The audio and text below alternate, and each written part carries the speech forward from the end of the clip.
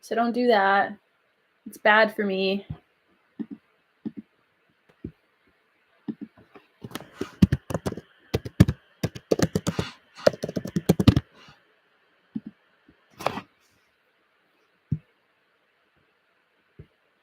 Okay, so I'm back on YouTube. Back again because I said like I was on live for like an hour and then the live got cut off and no one could see me. So we are restarting. This is the remix. Somebody said they don't know the PC term. I don't know most PC terms. What's my max? We back like a spine. Somebody on my YouTube channel said we back like a spine. I'm gonna steal that. That is sick. Somebody said Money Mitch on TikTok. This is the first time I've ever seen me live. I try to do this at least once a week. It ends up being like every 2 weeks, but I am sure trying to get on live and hang out with you guys. Somebody said, if you are a certain belt level in gi or no gi, does that belt cross over into the different format? Yes and no. People just typically like if you have like a purple belt in no-gi, you'll just typically be like if you're joining a gi school or something, you'll just be like, yeah, I'm a purple belt in no-gi, but like I haven't experienced gi. Or like when people are talking about you, like say if you're a purple belt in gi and you come into a no-gi school, they're gonna be like, oh yeah, they're a purple belt in gi, but they're XYZ like in there. Like you don't get a new belt per school, but people typically have like a qualifying thing. Like say if you're a purple belt in gi, but like no gi isn't transferring over as easy for somebody to like clearly view you as like the belt that you are, because maybe you're not as competitive in whatever opposing format. People like just have like a qualifying statement when they like bring you up, but yeah, you keep the belt. We're so back. I know. You guys had asked me so many questions that I was not able to keep. I started saying bye to you guys, so like TikTok got like this whole like bye thing, and I was like, bye YouTube, because like it froze. But I was like, I have to at least tell them bye because they can't hear me. Because somebody said that they could still hear, and then other people said not. So I don't know. Somebody said they got to. Yes, thank you guys for re-showing back up. Who do you want to face next? You versus Kendall Roosing would be crazy. She's an incredibly talented competitor, and I really admire her work ethic, and we share a lot of the same sponsors. That would be cool. I think there's a huge like skill disparity given that she's a black belt.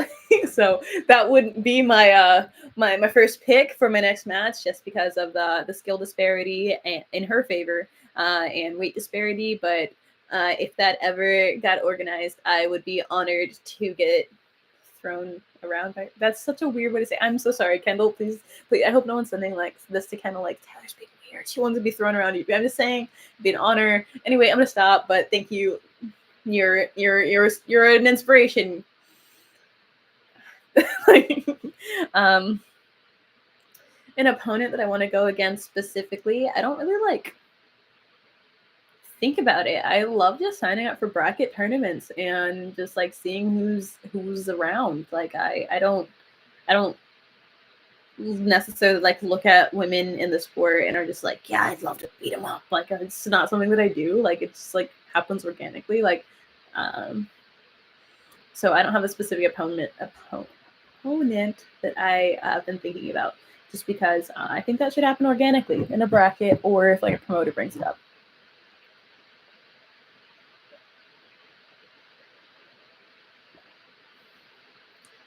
A lot of the people that you guys have been suggesting that I go against now that I have a purple belt are like significantly smaller than me. Like somebody was saying like this one competitor named Emily who's like 49 kg. A lot of people were like tagging her in my stuff and saying like, you guys should have a match. And I'm like, somehow you guys always believe that I'm not sure what weight that you guys think that I am, but I am anywhere between 135 and 140 at any given time, and I like to compete 135. So sometimes I will do 60 kg or 65 kg, but I am anywhere between 135 and 140 at any given time. I'm a little bit more than 135 in the morning and a little bit under 140 at night usually. If I've been really enjoying s'mores, which that's one of my favorite desserts, then maybe I'm a little bit over 140 sometimes. But, you know, somewhere in that, within that 5-pound area. Thank you, Crash the Dummy. Crash the Dummy. Hey, Valiant Luchador. Somebody said Brazil. I'm not Brazilian. I love all my Brazilian fans, though. I know that I have a decent amount of you guys. I love it when I see you guys commenting in Portuguese. I whip out my Google Translate and translate so I can jaw with you guys. So love that. Sophia, why are you deleting your messages? I would love to answer them. Maybe you made a typo. You need to. You said what helps with nerves before a match. If you're not nervous, you're like, not that if you're not nervous, you're not human, because like I've been calm before, so I can't like say you're an alien or anything. But nerves, I feel like, are an incredibly natural part of the sport, and that just means you care, and that's not a problem. For me, I feel like there's a right balance of like nervous to calmness that like I like being before a match. So my most ideal is like nervous enough to be on my A game and prepared, but not so nervous to where I'm like overhyping this person in my head, or like worried about a specific thing going on in my life to where I'm distracted. So just enough nerves to be heightened is probably like my ideal amount of nerves to have. But how do I deal with it when it's like really, really bad and I'm like, I just honestly, if you feel like you have to throw up, go throw up. Go find the toilet and go throw up. If you feel like you have to, just go do it. There's nothing worse than being nauseous during a match. Like if it's knees weak, arms are heavy, mom's spaghetti, just go vomit. Not on your sweater already. Just go get rid of it. It happens. That's something that I personally deal with sometimes. My tummy hurts sometimes, so I try to make sure I get enough sleep. That's my biggest thing. If I don't have enough sleep, I don't even want to compete. I don't even want to train. I don't want to be on the mats if I've gotten less than 6 hours of sleep. So on a comp day, I like to get at least 10. I like to relax up until the point. I want to be awake for as little as possible before a match. Like, honestly, I want to be awake for no less than 2 hours, but no more than like 6 before I compete is like my ideal. If I like ideally, say if I'm like my comp time is 3 p.m., I want to be awake at like 12 and like prepare and get good and get to the venue by like 1:30 in a perfect world, and then like kick it and then warm up. I only like to warm up like 15 minutes before. So, and I like to make sure that I have like, you know, like right before you get sweaty, that's like my perfect part when I'm like damp to the touch, but I'm not like dripping. That's cool. That's the amount. That's where I want to be before I get on the mats. So I like to get a good warm up in. And then nerves before a match, just knowing that I've been training consistently and that I got enough sleep and that I'm well prepared. So the more I prepare for a match, the less nervous that I typically am. But I think nerves are inevitable.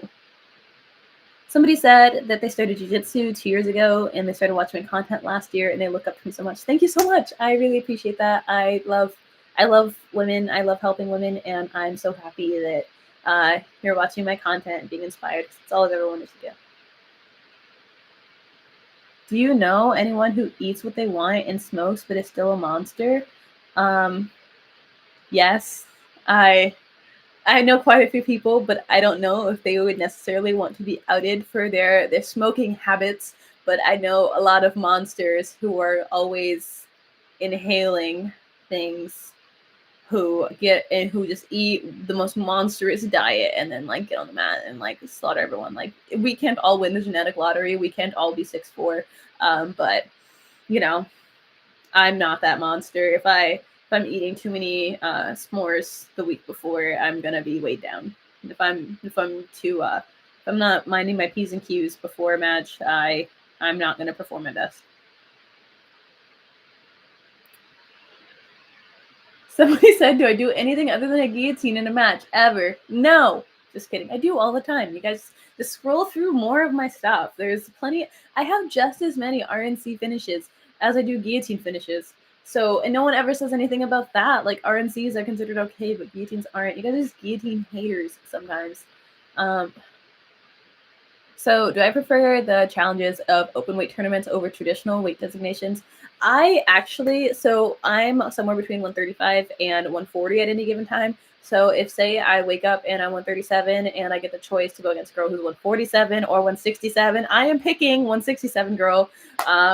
Just because, like, if somebody's only slightly bigger than me, I would way prefer to go against the person who's significantly bigger than me than the person who's only slightly bigger than me, just because, like, the person who's only slightly bigger than me is probably just as fast as me but stronger than me. So if it's coming down to like we have the same amount of technique but they're just stronger and just as fast, they're probably going to win, even if like they were my size and I would beat them. Like when you have those things, I don't know. So if I can't go against a girl my size, I would rather go against a girl 20 pounds more than me than 10 pounds more than me. So I don't know if that answers your question, but ideally I'm going to go against somebody my size. And if I can't, bring me at least 20 pounds more, because I do not want to go against the person who's 10 pounds more than me. I don't want that.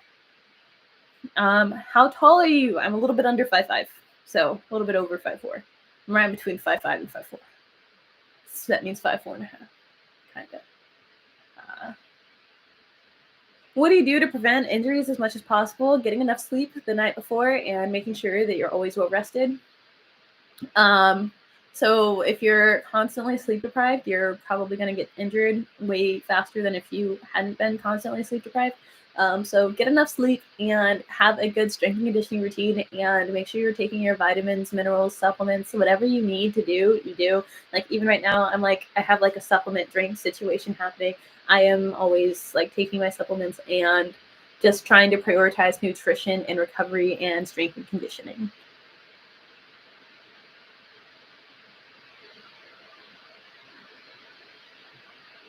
Thank you guys. Thank you guys for all the love in the chat. Happy 2025. Do I revel in victory or hate defeat more? These things are equal to me, but I hate losing far more than I love winning. So I am a sore loser sometimes, but I also am a is what it is person. So like I'll like be like meh for like a few days till a week, and then I'm just like, F it, we ball type vibe. Somebody said they don't know much about BJJ, but they would love to learn from me. If you're a man, go get a male coach. I only will coach women and children, just because it's a very close contact sport, and I prioritize my own safety and emotional well-being. So I am currently only coaching women and children upon request. So if you want your kid to get trained by me, shoot me an email. Maybe we can figure something out. But if you're a man, don't email me.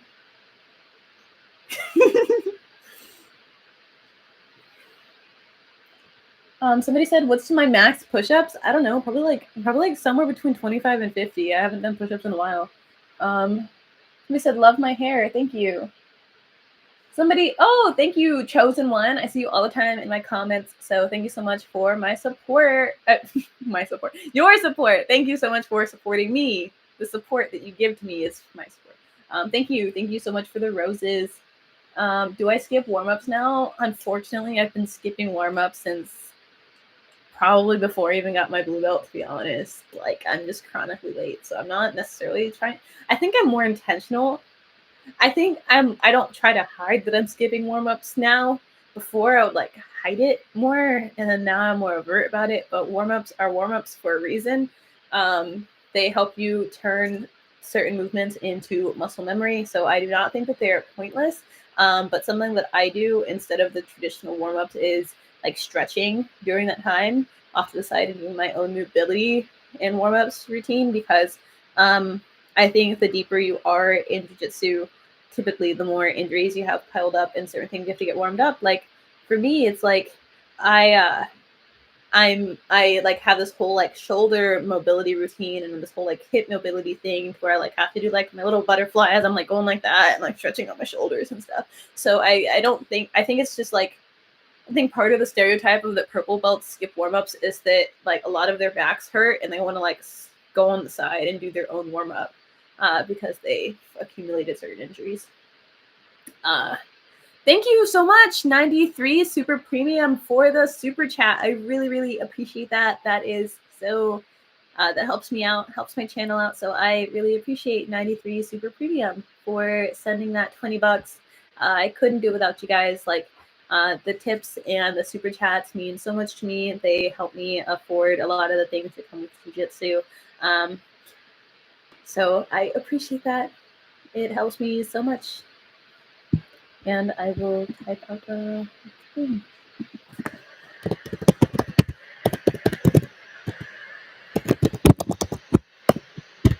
My space button is broken, so to 93 Super Premium, if you're like, why didn't you put spaces in there? My space button on my laptop is not working right now for some reason. I have no idea. So I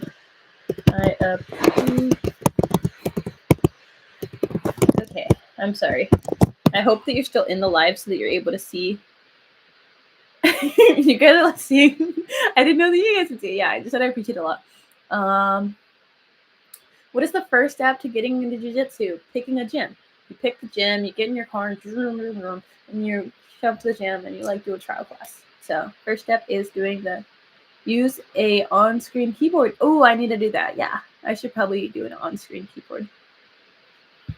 But thank you so much for the super chat. I really appreciate that. And if any of you guys are able to give a super chat and you just kind of forgot about it, you guys are planning on giving super chats, please give the super chats. I appreciate it. It helps me and my channel out a lot, and I rely on that pretty heavily.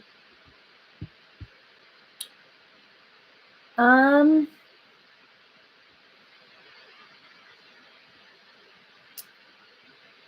said, am I ever scared of getting choked unconscious? That looks scary. I don't want to be like a lifeless like thing on the ground, so I just usually tap early enough for that not to occur. But yeah, that's pretty scary. That's a fear that I have, that I could just get put out and just be like like slumped. My biggest fear is like say if somebody like put me out and like a standing guillotine, which no, don't use my favorite move on me. But then two, like if I were to like fall like a little like just like limp, that like I could hurt my knees on the way down, because you see the way that people fall when they're like put out standing, they're like whole like they just like drop, and, like it looks like it hurts your knees. I don't know, but I hope not to experience that. Somebody said, do I plan to open my own BJJ gym in the future? Yes, I would absolutely love to. That is one of my biggest life goals, is being a gym owner. I would love to do that, and I would love to eventually have like my own little like team of killers that I help produce. And I would like one thing that I really, really want to do, like eventually when I open up a gym, is like have it to where like foster youth are able to train for free, or like at an extreme discount, or like have to join some type of program. Like I don't know. I have to like sort that out more, and like maybe when I open my own gym, like figure it out like financially. But I really want to get back to like the foster youth, because like I grew up like a ward of the court in foster care type situation. So that's something that I really want to be able to do for a youth, is like encourage foster children to get into like jiu-jitsu or whatever combat sport that is also attached to my jiu-jitsu gym. I just want them in a productive environment and chasing some dreams. So I want to do that. Somebody said, would I ever try jiu-jitsu with a gi? I went to like 6 gi classes and I didn't like any of them, so I don't think I'm going to go for number 7.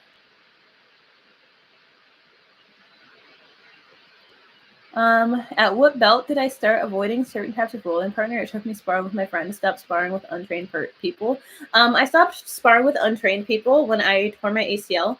I don't roll with them anymore. And then for a little bit afterwards, like, I couldn't train with people, so that made me like very picky with the training partners that I would have in the first place. So, you know, I had to be very picky with that after getting off of an injury, and then I eventually learned that's just good housekeeping.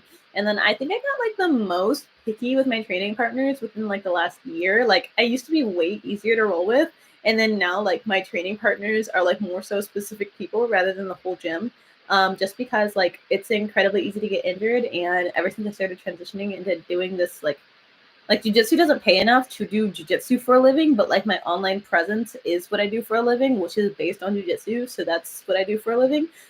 So having all that stuff tied together and like my livelihood tied into jujitsu has made me so much more careful with who I roll with and careful with my body, and just like more life experience and experience on the mats has made me a lot more mindful in jujitsu. So yeah, I don't know if that was the answer, but you know.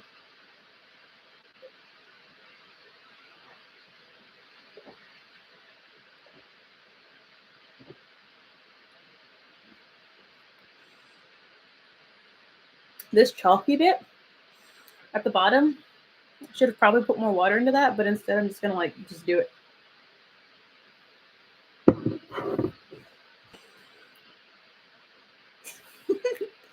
um,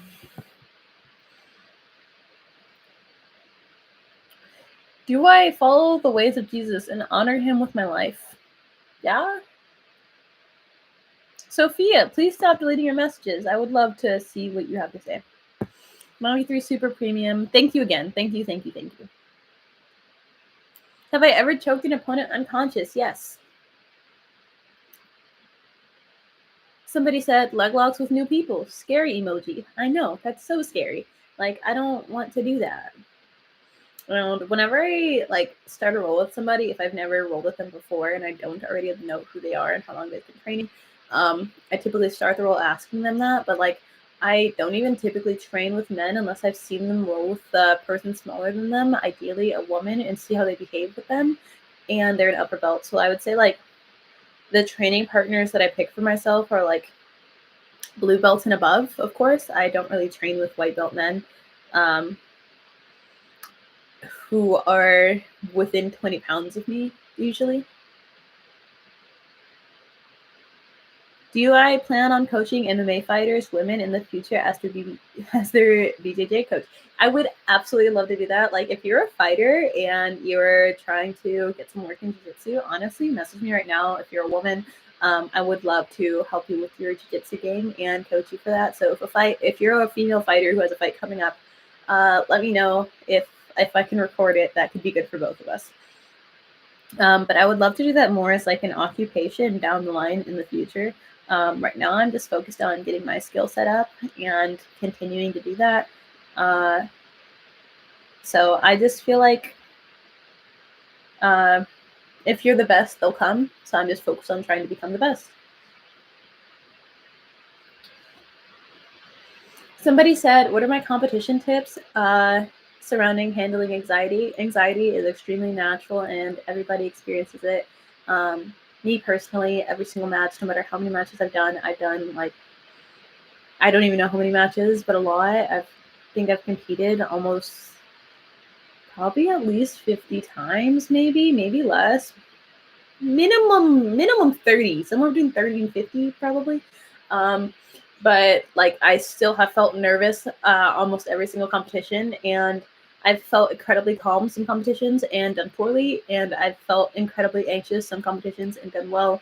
I don't even necessarily think that like your nervousness is necessarily like a yes or no in terms of if you're going to win, but definitely get a full night's of sleep and try to prepare as much as possible prior to the match, because the more prepared you feel, the better that you're ultimately going to do. And like have fun. Like you have to have a reason to compete. Like I know that a lot of people compete just because like they like value knowing that they can do hard things, and like to me that's never really been like a motivating thing. It might be for you, and that's like you can find your why anywhere, and I'm not like trying to put you down, but for me it's like I've always known that I could do hard things, and I'm at a stage in my life where I only do things that I enjoy. And if competition doesn't bring you joy, then like, you know, you have to really be real with yourself. But like, what do you want to do? Are you just trying to impress other people, or are you trying to do it for yourself? Because like for me, I truly love the game. Like as nervous as I am, like getting on those mats, I'm truly happy to be there. So I just try to remember why I'm there and exactly what I want to do with being there, and that helps me get into the right mindset.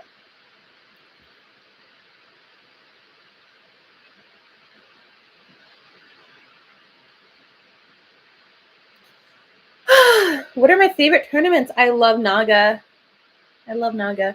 I love Jiu-Jitsu World League. I like that Jiu-Jitsu World League always starts on time. ADCC is cool, but I specifically, if I am going to compete at uh, a tournament, I am probably going to show up to either one of those first. I also love the incredible challenge of ADCC. I just love that Jiu-Jitsu World League and ADCC are incredibly like similar, and I see a lot of the same competitors sign up for both of them within like the blue to brown like women's arena. But I just like the Jiu-Jitsu World League like starts on time and like never will move your matchup. Because like that can be kind of like nerve inducing if like you think that you're gonna be on at 4 and then like they move it up to like 320 or something like that. That's like messed me up in the past. So I really love that I don't necessarily have to worry about that at Jiu-Jitsu World League. And I love that Naga just feels like the wild west. Like I love the sensation of anything can happen because that's truly how it feels. So love that. Do I have anything to say about MMA gyms versus BJJ exclusive gyms? Like, do I notice the difference at an MMA gym? I think the quality of jiu-jitsu is significantly higher if you're going to a BJJ exclusive gym. If you're going to an MMA gym, you know, a lot of the coaches like may or may not have jiu-jitsu specific accolades. That doesn't mean that they're not good, but that just means that maybe what they're teaching might not be as applicable to purely sport jiu-jitsu that you want to learn if you're truly doing sport jiu-jitsu. So I think it definitely depends what you're trying to do, because like conversely, if you're trying to become an MMA fighter, you're probably much better off at an MMA gym and learning like jiu-jitsu taught by an MMA person, to where they'll mention like where you could be striked from. So it just definitely depends on your goals. But for me, as somebody who pursues sport jiu-jitsu specifically, I prefer a BJJ specific gym. But that doesn't mean that, like, if it's BJJ specific or BJJ exclusive, that's like two different things. Because like for example, 10th Planet Oceanside like specifies like in jiu-jitsu, like specializes in jiu-jitsu, but there's also like boxing and Muay Thai and like MMA stuff going on. So we do have like a decent amount of like MMA fighters who train there, and I love that. So it just definitely depends what your goals are. So, and like what the coaches are like, because like you literally have Gio Martinez, who's like one of the best in the world at 135. Thank you so much, Caravaggio, for encouraging the super chats and super stickers, because yeah, that helps. I love the super chats. I appreciate it. It helps me so much to just like fund my life more and fund my dreams. Like generally I end up spending it on like hotels for jiu-jitsu and competitions and like travel expenses and you know the things that come along with trying to train jiu-jitsu full time. So I appreciate it. Somebody said much respect and love from Holland. Thank you. When you choke somebody unconscious, do you know from the moment they're out, or do I hope that they tap out? I hope that they tap out, because you do not always know when they are out, but you generally know. It also depends on what position you're in, because like if I'm doing a guillotine from bottom, if I put them out, you feel the moment that they stop resisting. Meanwhile, if you have somebody in a standing guillotine, it roughly feels the same the entire time. So it definitely depends. Somebody said, so I'm no longer at 10th Planet West LA. No, I moved to Vista. I definitely miss 10th Planet West LA sometimes. I love all my teammates and training partners and coaches there. But it was time for me to start a new chapter in a new city. So definitely will still visit.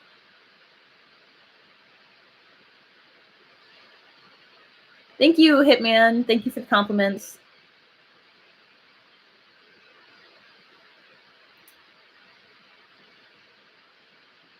I appreciate all of that. So now that I've been on live for almost 2 hours now. So I am going to go eat food and watch Alice in Borderlands. So I appreciate everything. If anyone wants to send like a long, like a last minute super chat or something, that would make me really happy. But or like any gifts on TikTok, wherever you're watching. But thoroughly appreciate that. Thank you so much for coming, watching me, supporting me, all of that stuff. Thank you a million. Somebody said, say hi to Brazil. Hi, Brazil. Shout out to you, Brazil. But I am going to go. Thank you to everyone who tuned in and hung out. I had a great time. I hope that you guys did too. So, thank you.